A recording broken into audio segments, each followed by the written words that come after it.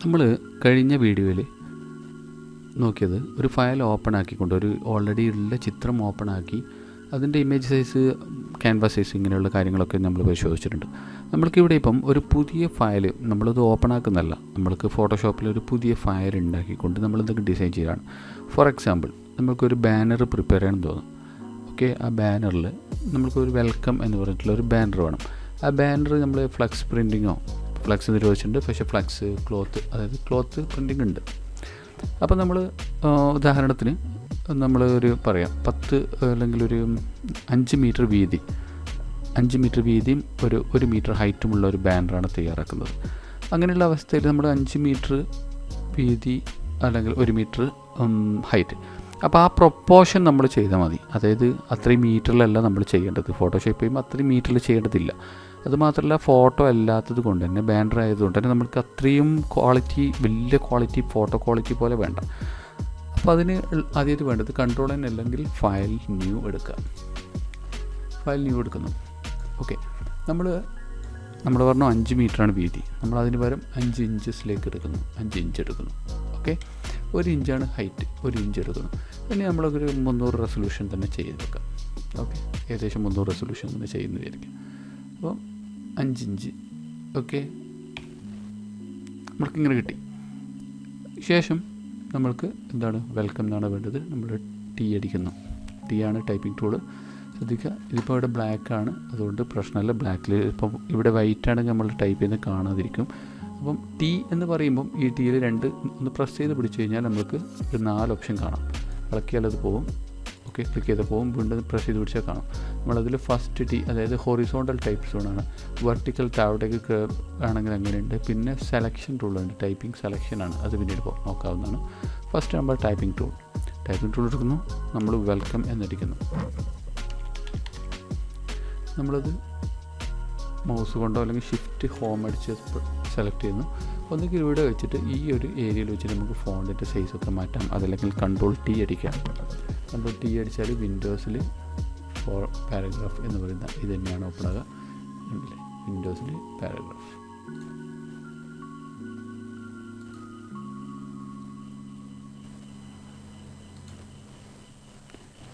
Character.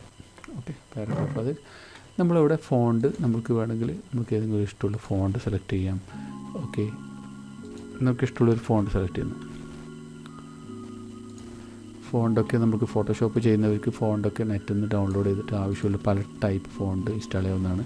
അല്ലാതെ വിൻഡോസിൻ്റെ already install ചെയ്തിരിക്കുന്ന ഫോണ്ടിൽ ചിലപ്പോൾ നമ്മൾക്ക് ഇഷ്ടപ്പെട്ട് നമ്മൾക്ക് താല്പര്യപ്പെടുന്ന എല്ലാ തരം ഫോണ്ടും ഉണ്ടാവണമെന്നില്ല.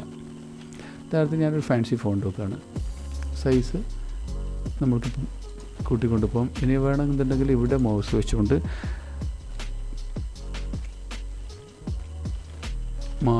ആരോ കീ, അപ്പ് ആരോ ഡൗൺ ആരോ വെച്ചിട്ടും നമുക്കെന്ത് ചെയ്യാം, നമ്മൾക്കതിൻ്റെ സൈസ് മാറ്റിക്കൊണ്ടിരിക്കാം. നമ്മളിവിടെ ക്ലിക്ക് ചെയ്യുന്നു, അപ്ലൈ ചെയ്ത് ഇതൊന്ന് നമ്മൾ മാറ്റി ദൂരെ വെക്കുന്നു. ഇതിപ്പം നമ്മൾ സെൻറ്റർ ചെയ്യണം. നമുക്ക് സെൻറ്ററിലേക്ക് വേണമെന്നുണ്ടെങ്കിൽ നമ്മൾ ഇതൊക്കെ ക്ലോസ് ചെയ്തിട്ട് വിൻഡോസിൻ്റെ ലെയർ F7 എടുത്താൽ മതി. വിൻഡോസ് ലെയർ F7 എടുത്താൽ ഇത് വരുന്നില്ലെങ്കിൽ നമ്മളിവിടെ വെച്ചുകൊണ്ട്, അതായത് ലെയർ എന്ന് പറയുന്നത് നമ്മളൊരു ട്രാൻസ്പെറൻറ്റ് പേപ്പർ, ഒരുപാട് ട്രാൻസ്പെറൻറ്റ് പേപ്പറുകൾ വെച്ചിട്ട് മുകളിൽ വെക്കുന്നതായിട്ട് നിങ്ങൾ ഊഹിക്കുക. അതായത് ഫസ്റ്റ് ലെയർ എന്ന് പറയുന്നത് ഫസ്റ്റ് പേപ്പർ, അതിൽ നമ്മൾ എന്തെങ്കിലും എഴുതി രണ്ടാമത്തെ ഒരു ട്രാൻസ്പെറൻറ്റ് പേപ്പർ വെക്കുമ്പോൾ അതിൻ്റെ മുകളിൽ വേറെ എന്തെങ്കിലും നമ്മൾ രണ്ടും കാണും. ഉദാഹരണത്തിന് ഇപ്പോൾ ഇവിടെ 2 ലെയർ ഉള്ളതായിട്ട് കാണാം. താഴത്തെ ലെയറിൽ വൈറ്റ് കളറാണ്. ഉദാഹരണത്തിന് ഫസ്റ്റ് ലെയർ, ഈ ഒരു വെൽക്കം എന്ന് പറയുന്ന ലെയർ നമ്മൾ ഹൈഡ് ചെയ്യണം. ഇത് പ്രിവ്യൂ ഹൈഡ് ചെയ്യണം. അപ്പോൾ ഫസ്റ്റ് ലെയർ കാണുന്നു.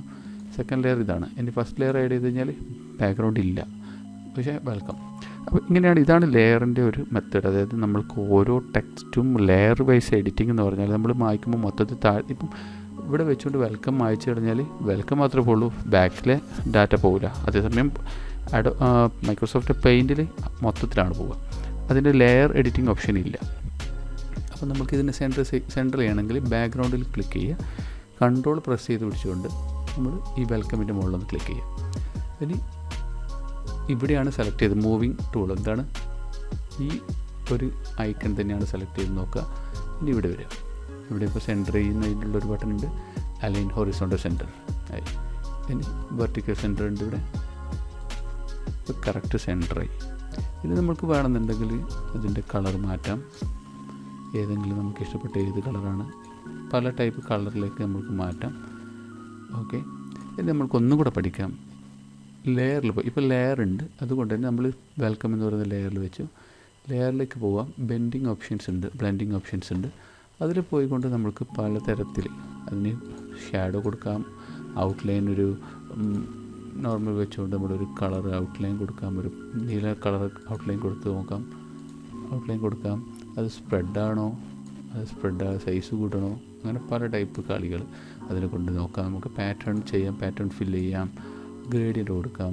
അതൊക്കെ നമ്മുടെ ഇഷ്ടമാണ്. നമുക്ക് പല രീതിയിലുള്ള സ്ട്രോക്ക്, അങ്ങനെ പല രീതിയിലുള്ള എഫക്ട്സ് പല രീതിയിൽ ചേഞ്ച്. അതേപോലെ കളർ ഓവർലേ ഉണ്ട്. സാറ്റ് നമ്മൾ ഒഴിവാക്കുക, കളർ ഓവർലേ.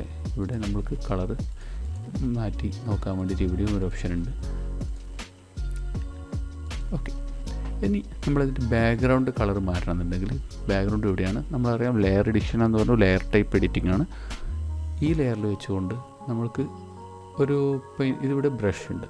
ഈ ഓരോ ബ്രഷിനെ കുറിച്ചും ഡീറ്റെയിൽ ആയിട്ട് പറയുന്നുണ്ട്.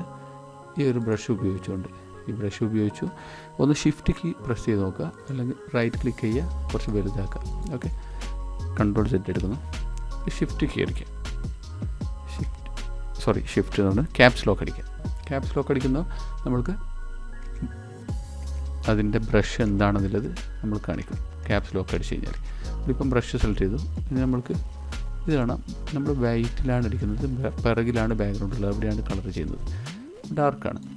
നമുക്ക് എന്ത് ചെയ്യാം, മൊത്തം സെലക്ട് ടൂളുണ്ട്. ഇവിടെ പ്രസ് ചെയ്ത് പിടിച്ചാൽ മൊത്തം സെലക്ട് ടൂളുണ്ട്. നമ്മളറിയാം നമ്മൾ സെലക്ട് ചെയ്തിരിക്കുന്നത് ബാക്ക്ഗ്രൗണ്ട് ലെയറിലാണ്. ഇതിൻ്റെ ഒരു ഡിലീറ്റ് കീ അടിച്ച് കഴിഞ്ഞാൽ, സെലക്ഷൻ ടൂളും വെച്ച് ഡിലീറ്റ് കീ അടിച്ച് കഴിഞ്ഞാൽ ഇവിടെ എന്താണോ ബാക്ക്ഗ്രൗണ്ട് കാണിച്ചിരിക്കുന്നത് ആ ബാക്ക്ഗ്രൗണ്ട് അവിടെ വരും. നമുക്കിവിടെ വൈറ്റ് ബാക്ക്ഗ്രൗണ്ട് ഇവിടെ കൊടുക്കുന്നു, ഡിലീറ്റ് അടിക്കുന്നു. നമ്മൾ വൈറ്റ് വരും, ബ്ലാക്കാണ് സെലക്ട് ചെയ്യുക, അതാണ് വൈറ്റ് സെലക്ട് ചെയ്യുന്നു. ഓക്കെ, ഇത് നമുക്ക് ബാക്ക്ഗ്രൗണ്ട് ഏത് രീതിയിൽ വേണമെന്നുണ്ടെങ്കിലും ഇനി ഈ ബ്രഷ് തന്നെ ഉപയോഗിക്കുന്നു. പക്ഷേ നമ്മൾ കുറച്ച് വലിയ ബ്രഷാക്കി, ബ്ലറായിട്ടുള്ള ബ്രഷ്, അതായത് എഡ്ജ് ബ്ലറാണ്.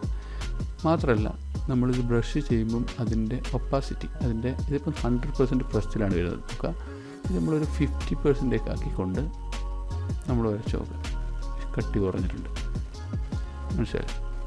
അപ്പം ഒപ്പാസിറ്റി എന്ന് പറയുന്നത് ബ്രഷിനായാലും ഏത് ലെയറിനായാലും ഒപ്പാസിറ്റി എന്ന് പറയുന്നത് അതിൻ്റെ ആ കട്ടി നമ്മൾക്ക് കുറക്കും. നമുക്ക് നോക്കാം, ഇവിടെ വെൽക്കം എന്ന് പറയുന്ന ഈ ലെയറിലാണ് സെലക്ട് ചെയ്തിട്ടുള്ളത്. ഇവിടെയുണ്ട് ഒപ്പാസിറ്റി. ഈ ഒപ്പാസിറ്റി നമ്മൾ കുറക്കുമ്പോൾ നമുക്ക് കാണാം ലെയർ കട്ടി കുറഞ്ഞ് പോകുന്നതാണ്. അപ്പം അത് ലെയറിനും ടെക്സ്റ്റിനും നമുക്ക് ഒപ്പാസിറ്റി കുറക്കാം. അപ്പോൾ ഒപ്പാസിറ്റി നമ്മളിവിടെ പഠിച്ചു. നമ്മൾ ടൈപ്പിംഗ് ടൂൾ പഠിച്ചു, ഫസ്റ്റ് ടൈപ്പിംഗ് ടൂൾ പഠിച്ചു. 2 ലെയർ ഓപ്ഷൻസ് എന്താണ്, ലെയർസ് എങ്ങനെയാണ് മാനേജ് ചെയ്യുന്നത് പഠിച്ചു. പിന്നെ ലെയർ സ്റ്റൈൽ, ബ്ലെൻഡിങ് ഓപ്ഷൻസ്. ഇനി നമുക്ക് എപ്പോഴും ഫസ്റ്റ് പഠിക്കേണ്ടത് തന്നെയാണ് സേവിങ് നമ്മളൊന്നും പറയാനില്ല. നമ്മൾ കൺട്രോൾ ഡി അടിച്ച് കഴിഞ്ഞാൽ ഈ സെലക്ഷനൊക്കെ പോകും. നമ്മളൊരു കൺട്രോൾ എസ് അടിച്ച് നോക്കാം. സാധാരണ രീതിയിലുള്ള സേവ് അടിച്ച് കഴിഞ്ഞാൽ നമ്മളോട് പറയുന്നത് അൺടൈറ്റിൽഡ് പേരുണ്ട്, PST ഉണ്ട്, ഫോട്ടോഷോപ്പ് ഫയലായിട്ട് തന്നെയാണ് പോകുന്നത്. ഈ PST ഫയലായിട്ട് സേവ് ചെയ്ത് കഴിഞ്ഞാൽ നമ്മൾ ഈ വലത് ഭാഗത്തുള്ള ലെയർ, ടെക്സ്റ്റ് ടൂൾ ഒക്കെ അതേപോലെയാണ് സേവ് ആവുക. പക്ഷേ ബിഗ് സൈസ് ആയിരിക്കും, 10-25 MB സൈസ് ഉണ്ടാവും. പിന്നീട് നമുക്ക് ഓപ്പൺ ആക്കിയിട്ട് എഡിറ്റ് ചെയ്യാൻ പറ്റും. പക്ഷേ അതേസമയം നമ്മൾ അങ്ങനെ ഇനി എഡിറ്റിംഗ് ഓപ്ഷൻസ് ആവശ്യമില്ല, നമുക്ക് എഡിറ്റിംഗ് ആവശ്യമില്ല എന്ന് നമ്മൾ തീരുമാനിച്ചിട്ടുണ്ടെങ്കിൽ നമ്മളൊരു ഫോൾഡറിലേക്ക് ഇടാം. ഫോട്ടോഷോപ്പ് എന്ന് പറഞ്ഞൊരു ഫോൾഡർ ആക്കിയിട്ടുണ്ട്. നമുക്ക് എഡിറ്റിംഗ് ഓപ്ഷൻ ഇല്ല, ഫൈനൽ റിസൾട്ടാണ് ഇത്, ഫൈനലാണ്. ഓക്കെ, നമ്മൾക്ക് ഒന്നുകൂടി നോക്കാം. നമ്മൾ ആദ്യം പഠിച്ച ഇമേജ് സൈസ് നോക്കാം. ഇമേജ് സൈസ് നമ്മളിടുണ്ട് 5 ഇഞ്ച് വീതി, 1 ഇഞ്ച് ഹൈറ്റ്. ഓക്കെ, അത് പിക്സലിലേക്ക്, അതായത് 300 ആകുമ്പോൾ പിക്സലിലേക്ക് നമുക്ക് 300x5 1500, 300x1 300 പിക്സൽസ്, ഇങ്ങനെ പിക്സൽസിലും കാണിക്കുന്നുണ്ട്. ഓക്കെ, എനിവേ ഏതായാലും നമ്മൾ കൺട്രോൾ എസ് അടിച്ച് കഴിഞ്ഞാൽ JPG ആണ് ചോദിക്കുന്നത്. അത് വേണമെങ്കിൽ ഇവിടെ നിന്ന് തന്നെ നമുക്ക് JPG മാറ്റി എന്ത് ചെയ്യാം, PST ആണ് ആദ്യം ചോദിച്ചത്. ഫോട്ടോഷോപ്പ് ഫയൽ നമ്മൾ ഈ ഫോൾഡറിനുള്ളിലേക്ക് ടെസ്റ്റ് വെൽക്കം എന്ന് പറഞ്ഞിട്ട് നമ്മൾ സേവ് ചെയ്യണം, JPG ആക്കി സേവ് ചെയ്യണം. അപ്പോൾ ഇവിടെ ക്വാളിറ്റി ചോദിക്കും. അത് നമ്മളൊരു 8ൻ്റെ മുകളിലൊക്കെ കൊടുക്കാൻ നമ്മുടെ ക്വാളിറ്റി, അതായത് ക്വാളിറ്റി കൂടുന്നതിനൊക്കെ സൈസ് കൂടും. ക്വാളിറ്റി കൂടുന്നതിനൊക്കെയായിട്ട് അവിടെ എഴുതിയിട്ടുണ്ട് small size, large size, quality കൂടും. ഓക്കെ, ഇതിപ്പം ഏകദേശം എത്രയാണ്? 79K, 140 KB. കാരണം ഇത് ചെറിയ ഫയലാണ്, അതുകൊണ്ട് 120 KB. നമ്മൾ ഓക്കെ അടിക്കുന്നു, സേവ് ആയി. ഇനി windows key plus D, windows കീയും ഡിയും കൂടെ പ്രസ് ചെയ്ത് കഴിഞ്ഞാൽ അത് മിനിമൈസ് ആയി. നമ്മൾ ചെയ്ത ഫയൽ ഇവിടെ ഫോട്ടോഷോപ്പ് ഓപ്പൺ ആക്കുക. നമ്മൾ ചെയ്ത ഫയൽ ഇവിടെ ഉണ്ട്, 132 KB. ചെറിയ ഡിഫറൻസ് അപ്പുറം കാണിക്കുന്നുണ്ട്, അത് കാണിക്കും. നമ്മൾ മൈക്രോസോഫ്റ്റ് പിക്ചർ മാനേജറിൽ ഓപ്പൺ ആക്കി നോക്കാം. നമ്മൾ ചെയ്ത ഫയൽ ഇതാണ്, ഈ ഫയൽ. ഇത് നമുക്ക് പ്രിൻറ്റിങ്ങിന് വേണ്ടി കൊടുക്കാൻ പറ്റും. അപ്പം ഇന്ന് നമ്മൾ മറ്റൊന്ന് പഠിച്ചിട്ടുണ്ട്. മൂന്നാമത്തെ ക്ലാസ് അടുത്ത ക്ലാസ്സിൽ മറ്റൊരു ടൂളിൻ്റെ വിശദീകരണമായിട്ട് വരാം. അതുവരേക്കും താങ്ക് യു, ബൈ ബൈ.